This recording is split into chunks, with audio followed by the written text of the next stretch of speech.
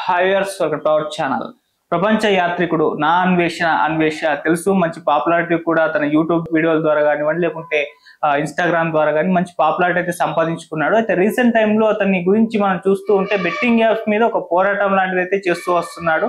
అంటే betting apps ఎవరెవరు promote చేస్తున్నారు, వాళ్ళ అంటే బెట్టింగ్ యాప్ ప్రమోట్ చేయడం వలన ఎంతమంది బాధితులు ఉన్నారు, వాళ్ళు ఎంత నష్టపోయారని చెప్పేసి విపరీతంగా వీడియోలు చేయడం చూసాం. దాని మీద సజ్జనర్ గారు రియాక్ట్ అయ్యి చాలా మంది మీద కేసులు కూడా నమోదాయి. అయితే ఇప్పుడు ఈయన గాడి తప్పాడా, నా అన్వేషణ అని చెప్పేసి చాలా మంది అనుకుంటున్నారు.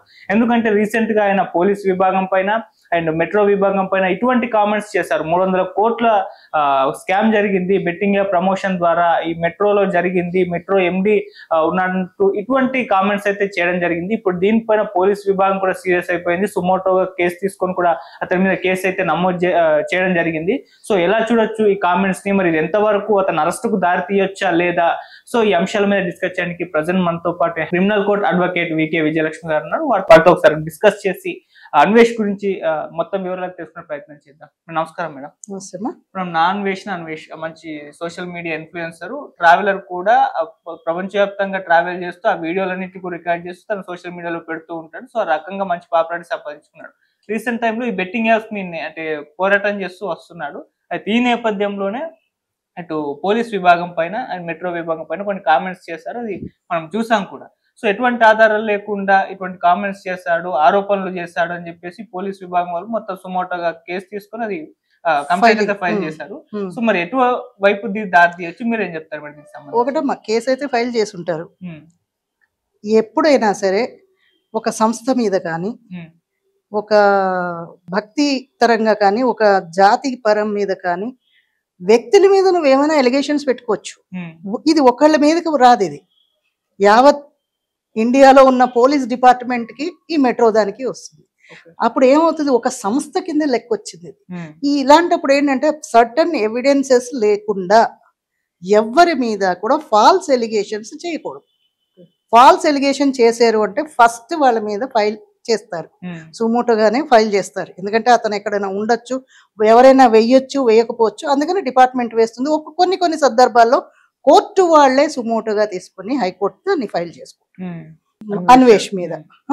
సో అన్వేష్ మీదని కూడా అలాగే చేశారు. ఎందుకు అని అంటే వాళ్ళు ఆ తప్పు చేయలేదు అని అంటే కనుక వాళ్ళ పరువు పోతుంది. ఇక్కడ ఒక వ్యక్తిది కాదు, ఇది ఆ సంస్థకి. ఆల్రెడీ మనం చాలా భయభీతలై ఉన్నారు ప్రజలు. మనను రక్షించే వాళ్ళు రక్షక భటులు అన్నప్పుడు వాళ్ళనే ఎలిగేట్ చేసి వాళ్ళనే ఫోకస్ చేస్తుంటే ఇక ప్రజలు ఎవరిని నమ్మాలి అన్న క్వశ్చన్ మార్క్ వస్తుంది కదా. క్వశ్చన్ మార్క్ వచ్చింది అంటే అది ఊరికే ఉండదు, చాలా విధ్వంసాలు గడిపోతుంది సంస్థల మీదకి వెళ్ళింది అంటే. అందుకని వాళ్ళు కేసు బుక్ చేసి ఉండొచ్చు. అతన్ని ఎక్కడున్నా పట్టుకుంటారు. ఈవెన్ బయట ఉన్నా కూడా ఇంటర్పోల్కి వీళ్ళు ఇంటిమేట్ చేస్తారు. పాస్పోర్ట్స్ కూడా సీజింగ్ అవుతాయి ఒకవేళ ఫాల్స్ అయితే. ఒకవేళ ఉన్నది అని అంటే ఎవిడెన్సెస్ తీసుకొచ్చి కోర్టులో సబ్మిట్ చేయాలి. ఇవన్నీ ఉంటాయి. మనం మీడియా నా చేతిలో ఉంది, నాకు యూట్యూబ్ ఉంది అని మనం ఇష్టం వచ్చినట్టు ఎవరిని వ్యాఖ్యానాలు చేయకూడదు. వ్యాఖ్యానించే ముందు ఆచి తూచి అడుగు వేయాలి. ఒక మాట అన్నావు, సజ్జనార్ గారు ఆయనకి సపోర్ట్ ఉంది. సజ్జనార్ గారు ఎవరికి సపోర్ట్ ఉండరు. మంచికి న్యాయం చేస్తున్నాడు కాబట్టి ఏదో 2-3 కేసుల్లో ప్రజలకు ఉపకారం జరిగింది కాబట్టి అప్పుడు ఆయన ఆ అబ్బాయికి సపోర్ట్ చేసి ఉండొచ్చు.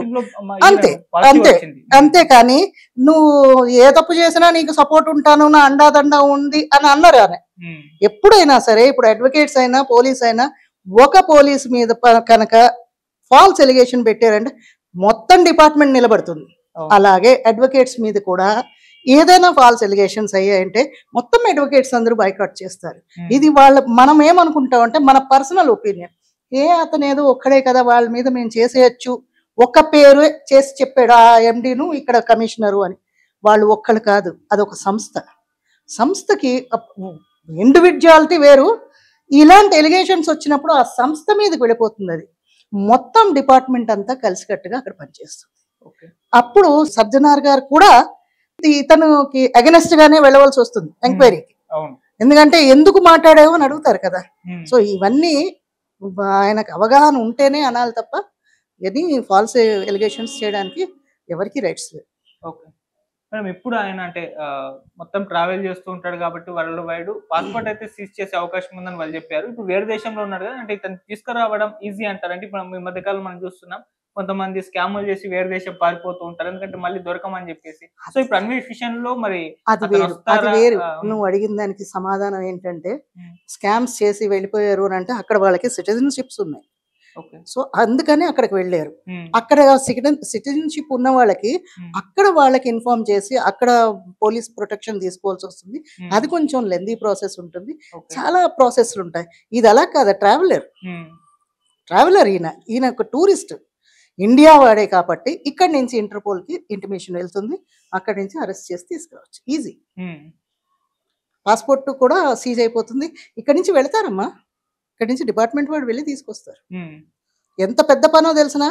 ఇలాంటి వ్యాఖ్యలు చేసినందుకు ఇతని కోసం ఓ ఇద్దరిని పంపించాలి అక్కడికి. ఆ ఖర్చు ఎవడు భరించాలి?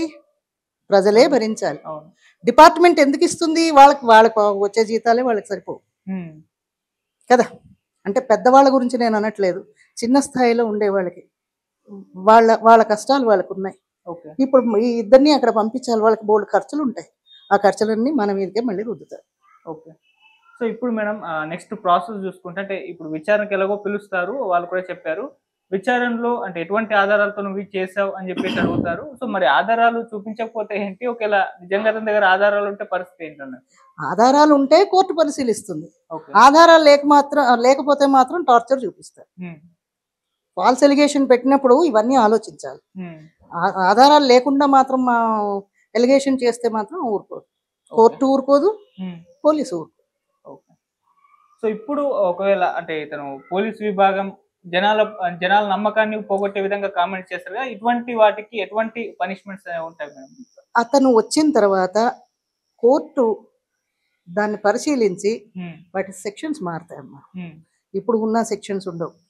అప్పుడు మారతాయి. అంటే ఆ సివియారిటీ ఎలా ఉంది? ఏంటి? అవన్నీ చూస్తారు. హ్మ్. చూసి కోర్టు వారే నిర్ణయిస్తారు. హ్మ్. చీటింగ్ పెట్టాలా?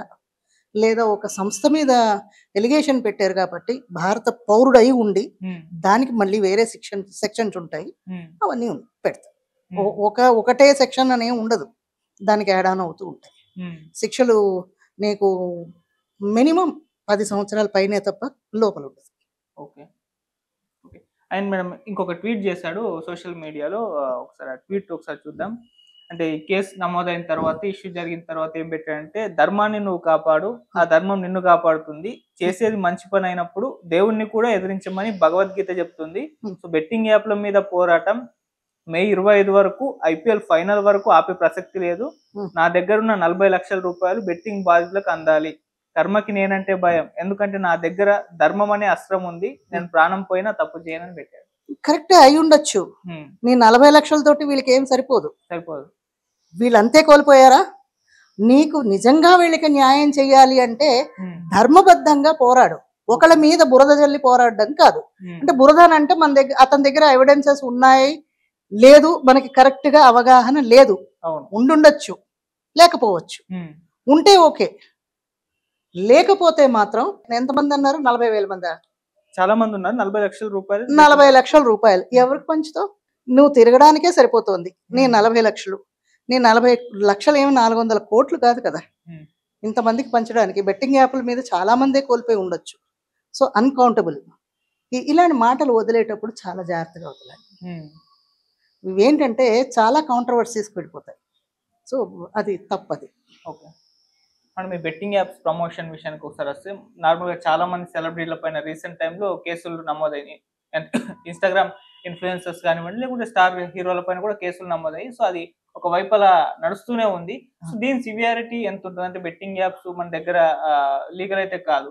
బట్ ప్రమోట్ చేయడం, వాటి వల్ల ఎంతో మంది నష్టపోవడం. సో, వీటికి సంబంధించి ఏ విధంగా ఉంటుంది మేడం? ఒకటమ్మా వాళ్ళకి కూడా పాపం సినిమా యాక్టర్స్‌కి కూడా ఏదో ఇప్పుడు యాడ్స్ వచ్చినట్టే వస్తాయి. హ్మ్. అందులో దిగితే కానీ ఇది బెట్టింగ్ యాపు అని తెలియకుండా దిగిన వాళ్ళు చాలా మందున్నారు. హ్మ్.